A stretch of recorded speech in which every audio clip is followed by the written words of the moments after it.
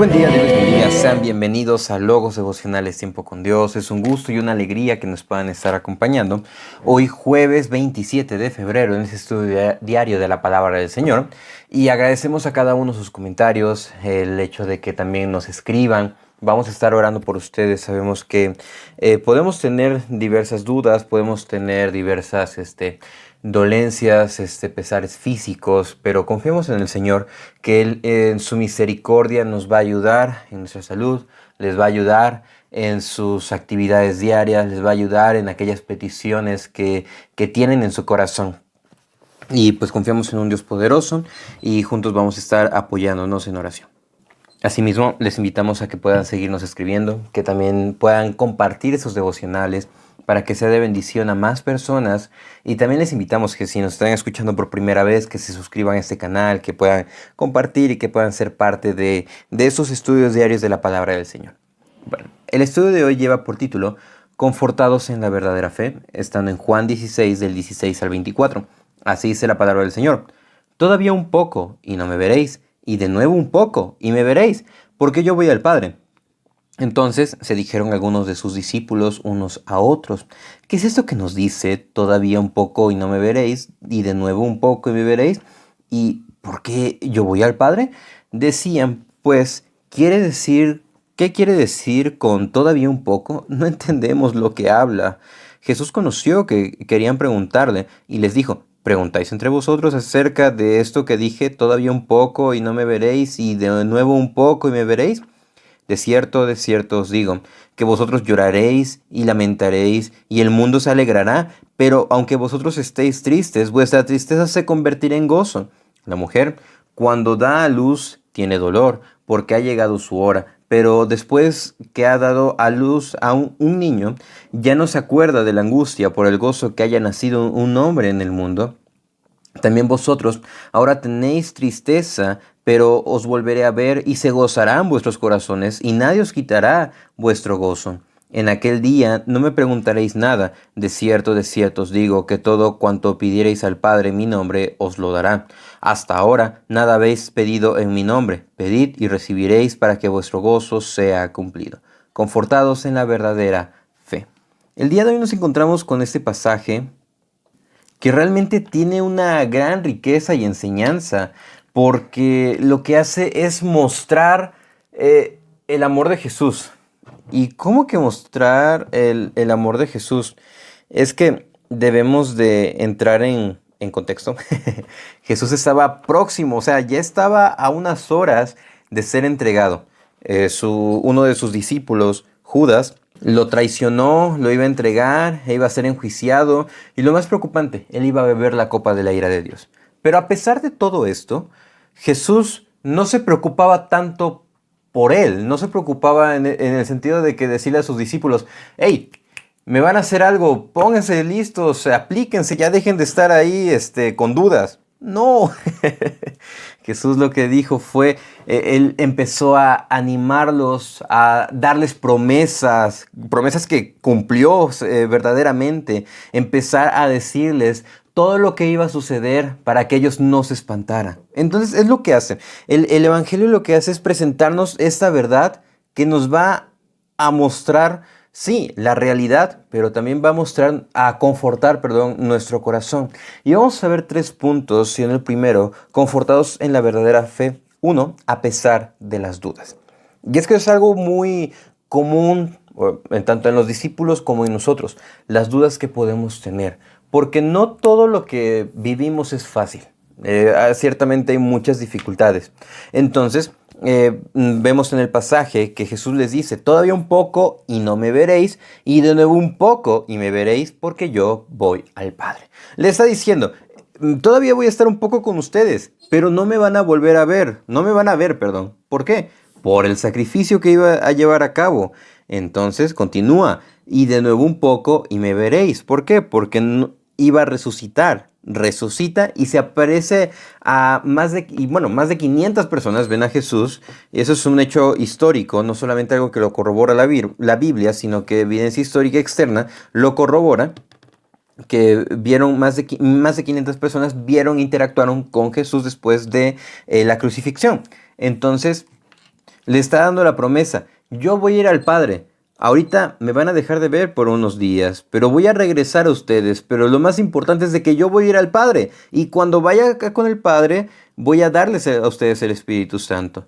Pero ellos no entendían. Dice que se preguntaban entre ellos, ¿qué nos quiere decir? Y es que también entendamos, los discípulos, bueno, no posiblemente, ellos ya estaban cansados después de una jornada larga. Ellos estaban con el pendiente de que no sabían qué es lo que había pasado con su otro compañero, con Judas. Todavía no sabían qué onda. Ellos estaban con el pendiente y con el pesar de que Jesús mismo les había dicho que iba a fallecer, que lo iban a matar, mejor dicho. Y todavía entonces tenían dudas. Y ellos estaban tan abrumados por esto que se empezaron a preguntar y pues obviamente ellos dijeron, no entendemos nada. Y vemos lo más hermoso, que Jesús conoció que querían preguntarle y les dijo, preguntáis entre vosotros acerca de esto que dije todavía un poco y no me veréis y de nuevo un poco y me veréis. Jesús conocía sus corazones. Jesús conocía qué tan turbados, qué tan cansados, qué tan ansiosos estaban ellos. Y también estaba muy incierto para ellos su situación. Entonces parecía que para ellos estaba a la deriva. Entonces Jesús conocía su corazón, conocía el corazón de ellos. Y tal como mencionaba hace un momento, Jesús no se preocupó por sí mismo por decirle, es que son unos ignorantes, ustedes, tanto tiempo con ustedes y ya me cansaron, ya mejor váyanse. ¿Se van a ir? Váyanse de una vez. No, Jesús no les dijo eso. Es más, inclusive cuando él hasta sudó gotas de sangre por la presión que estaba experimentando, él se levantó y regresó con sus discípulos y les dice, velen, oren conmigo, apóyenme a orar. Es que el Señor es misericordioso. El Señor nos confronta, nos conforta, nos anima, nos alienta y nos ayuda a pesar de nuestras dudas. ¿Qué debemos hacer? Externarle al Señor todo nuestro pesar, toda nuestra preocupación y dejar que Él tome el control de absolutamente todo en nuestro día a día. Y esto nos lleva a nuestro segundo punto, confortados, en la verdadera fe, dos, en medio de la tristeza. Algo que estaba imperando, una emoción imperante aquí, era la tristeza de los discípulos. ¿No? Nos dice, y eso es algo que el Señor Jesús les corrobora, dice el verso 20. De cierto os digo, que vosotros lloraréis y lamentaréis, y el mundo se alegrará. Pero aunque vosotros estéis tristes, vuestra tristeza se convertirá en gozo. Muchos autores mencionan, para los discípulos esto era algo oculto, era algo incierto, era algo desconocido. Pero para nosotros tenemos toda la claridad. ¿Y qué debemos hacer?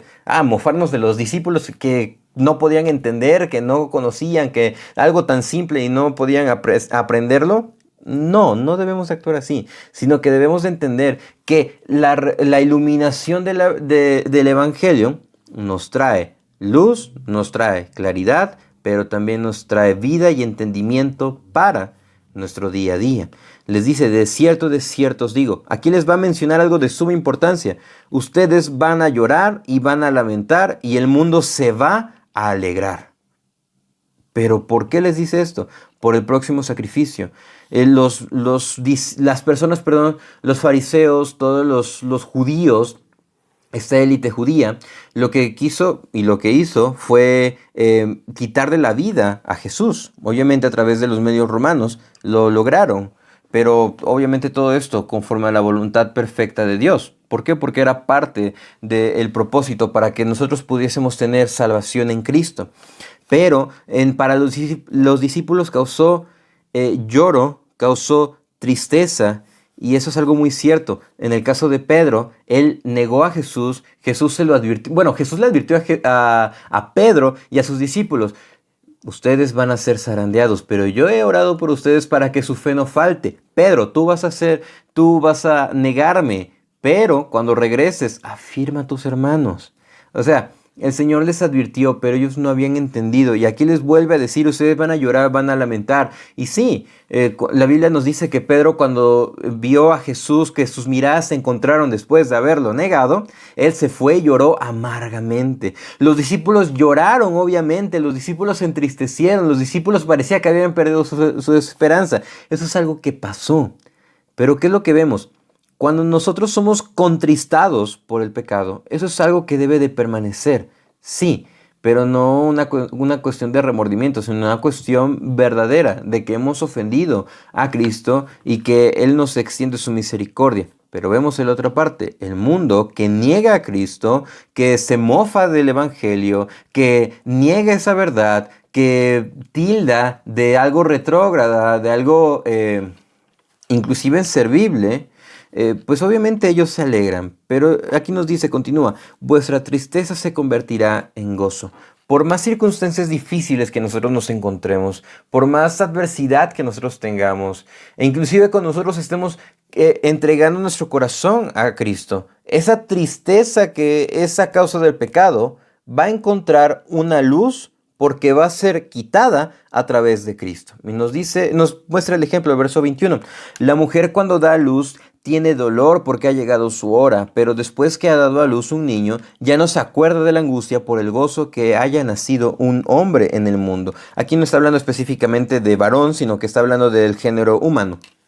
Pero el ejemplo es eso, nuestras hermanas que son mamás han experimentado los dolores de parto y a pesar de que en ese momento todavía experimentan los dolores de parto, pero cuando ya ven a su hijo, cuando ya ven a su bebé recién nacido, una alegría les invade. Algo que obviamente nosotros como jóvenes o solteros no conocemos, pero entendemos de lo que nuestras mamás o hermanas nos han compartido. Y es lo mismo, aunque podamos experimentar pesares y dolor en esta vida, el Señor nos va a confortar y nos va a dar su gozo, nos va a dar su determinación, nos va a dar su fortaleza para poder continuar en nuestro día a día. Dice el verso 22, también vosotros ahora tenéis tristeza, pero os volveré a ver, y se gozará vuestro corazón y nadie os quitará vuestro gozo. Pero hermano, ¿cómo puede aplicar ese pasaje? Si esto se lo estaba diciendo a los discípulos. Los discípulos sí lo volvieron a ver, pero recordemos que el Señor prometió regresar por segunda vez. Nosotros experimentamos tristezas, experimentamos desaciertos todos los días, pero nuestra esperanza es ver a Cristo que va a regresar por nosotros para librarnos de absolutamente todo. De manera que nosotros somos confortados en la fe verdadera, a pesar de nuestras dudas. Y esas dudas debemos de rendírselas a Cristo. Y en medio de la tristeza, el Señor está con nosotros en esos procesos difíciles. Y eso nos lleva a nuestro último punto, confortados en la verdadera fe.